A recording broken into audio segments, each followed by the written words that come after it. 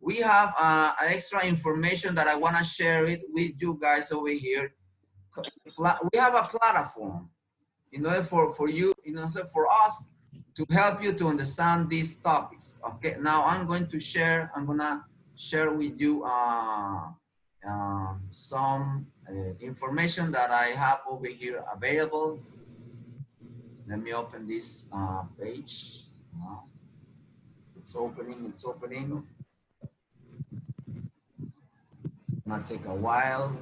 Okay, here it comes. Okay. Gustavo, can you hear me? Okay, perfect, no problem. I'm gonna, I need to open this. It's taking time, it's taking time. Now we have this information. The teachers have this extra information in order to get ready for some classes. So I'm gonna play this audio for you guys. Eventually, people learned to change plants to make them more useful through a process called domestication. They planted only the largest grains or the sweetest fruits.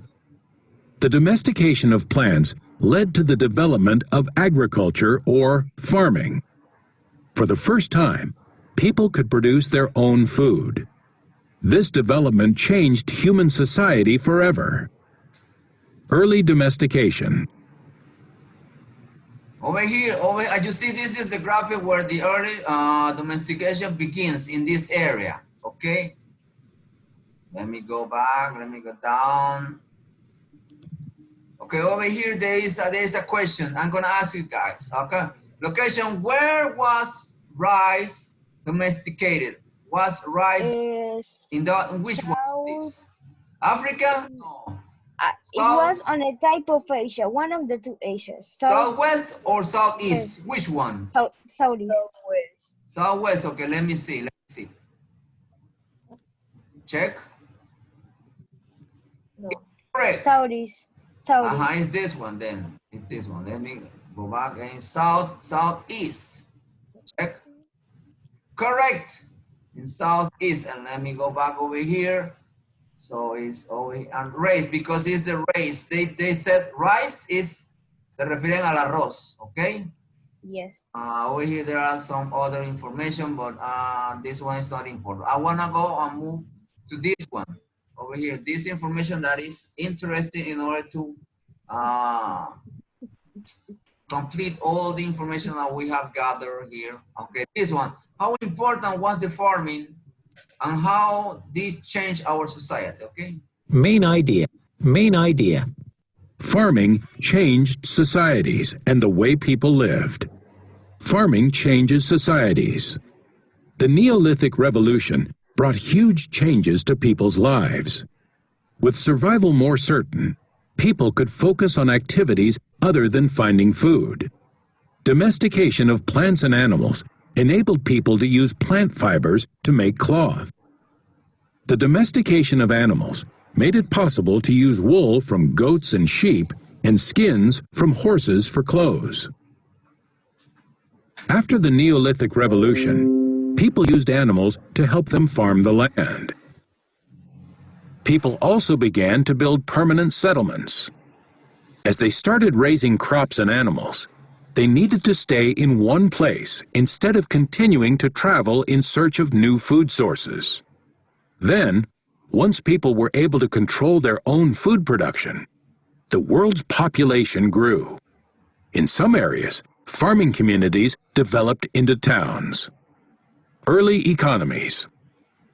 Two examples of Neolithic communities are Çatalhöyük in modern-day Turkey and Jericho near the Jordan River and the Dead Sea.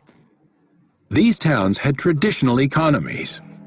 In a traditional economy, people make economic decisions based on customs and beliefs passed down from generation to generation. These decisions may include which crops to plant and how they should be distributed.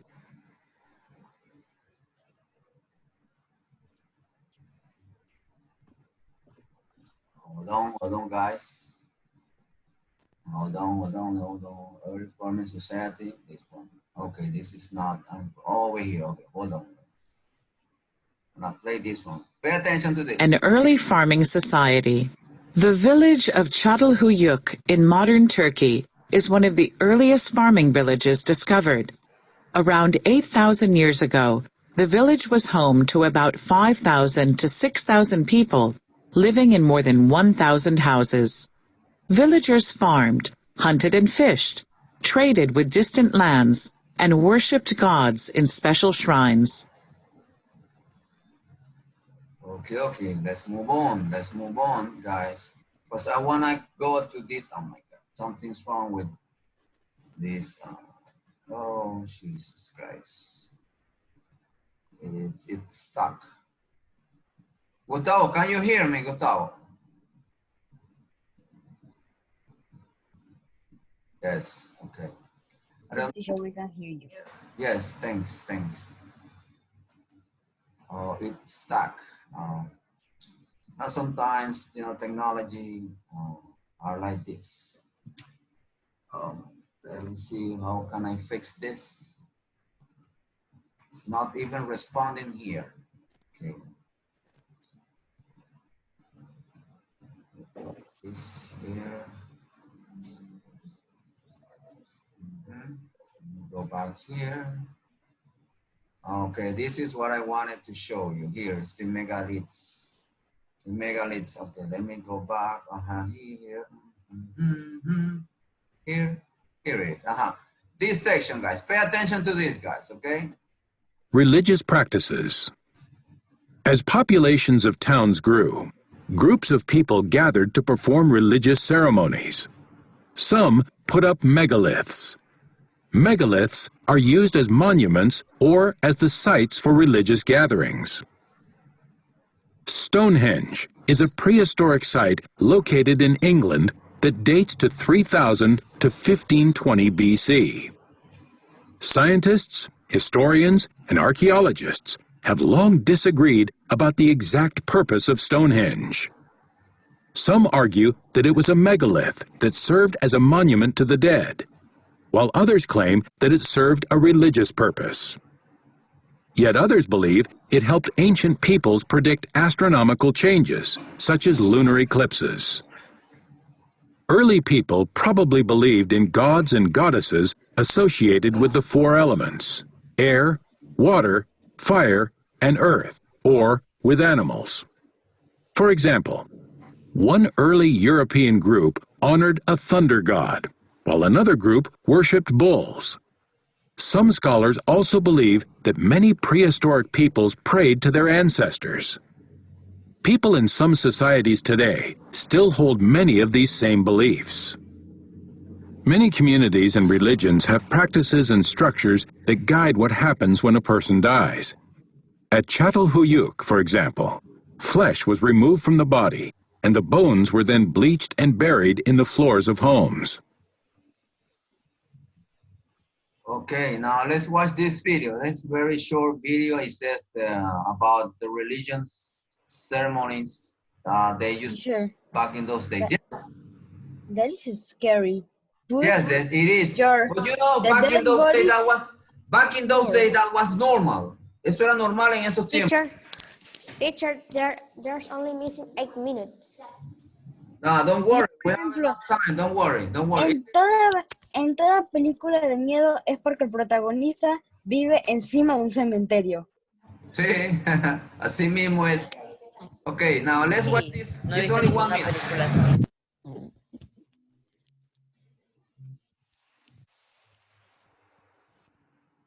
Hold on.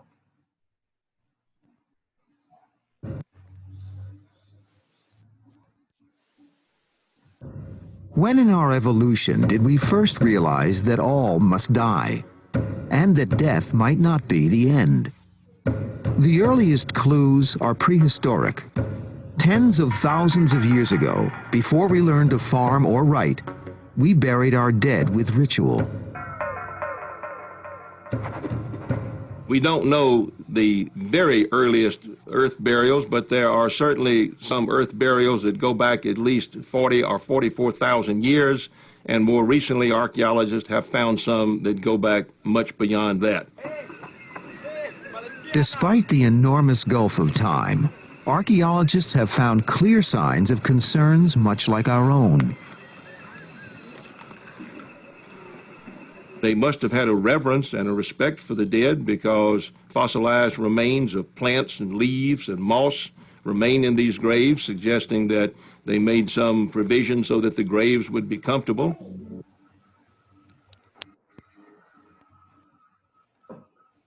Okay, you see, it was very short video. It was very short video. Hold on, let me go back here. Okay, and I have another one over here. It's about the same thing. They were talking about this megalith in England. I'm gonna play. We have like 4 minutes. Teacher, in the Isla de Pascua. Yes, that's in Chile. That's another one. Ah, in Chile. Yeah, but it's the same thing. This is in England, but it's a Pascua is over here in South America. Okay. Let's see if it's displayed over here. God. Today technology doesn't want to work with me. Is the most iconic and intensively studied prehistoric archaeological site in the world.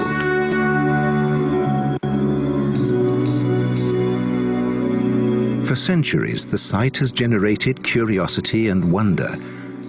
But it was in the 17th and 18th centuries that the importance of Stonehenge's landscape became recognized. With so many upstanding monuments visible within the landscape surrounding Stonehenge, it isn't surprising that these have largely remained the focus for archaeological investigations.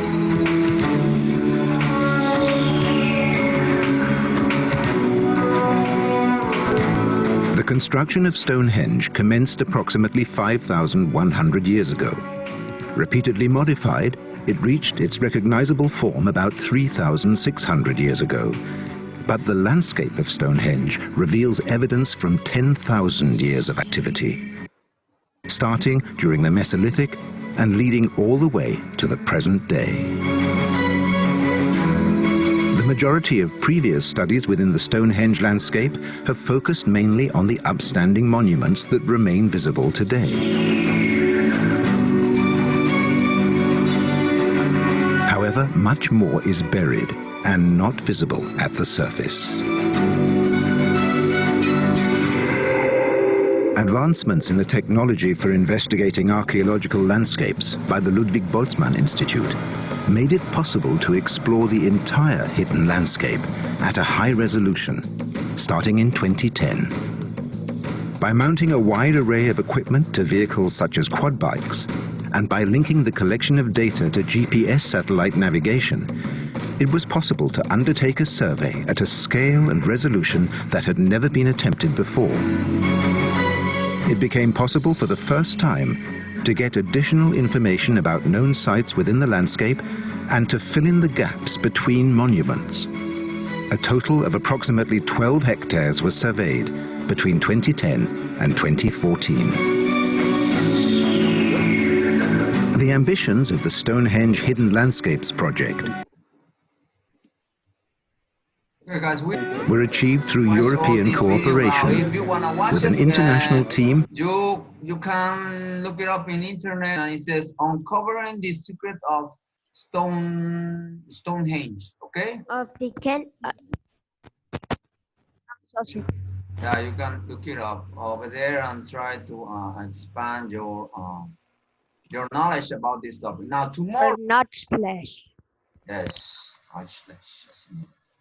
Tomorrow we want to talk about another topic. We just finished the topic about the beginning of agriculture. Now tomorrow we're going to talk about a very interesting topic, that is the fertile crescents, Mesopotamia and the Persian Empire, how this civilization was created. This is very interesting. I'm gonna bring some videos as an introduction of this class, okay? That is on page 66. Page 66, okay? Okay, teacher. 66, this is the page, okay? So we have to do the vocabulary and listen. Yes, if you want to, you can do it You can if you have time, you can begin. The topic is on page 66. 66. And the name is Geography of the Fertile Crescent. Geography of the Fertile Crescent 66. Over there is a vocabulary. So write the title and the vocabulary.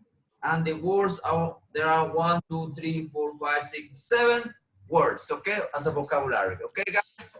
So tomorrow, Nada más el vocabulario. yes, only the vocabulary, don't worry. Tomorrow we'll watch another videos about this topic, okay? Will you please turn on your computer, your camera? Everybody, please turn on his camera, please. Please, camera on, camera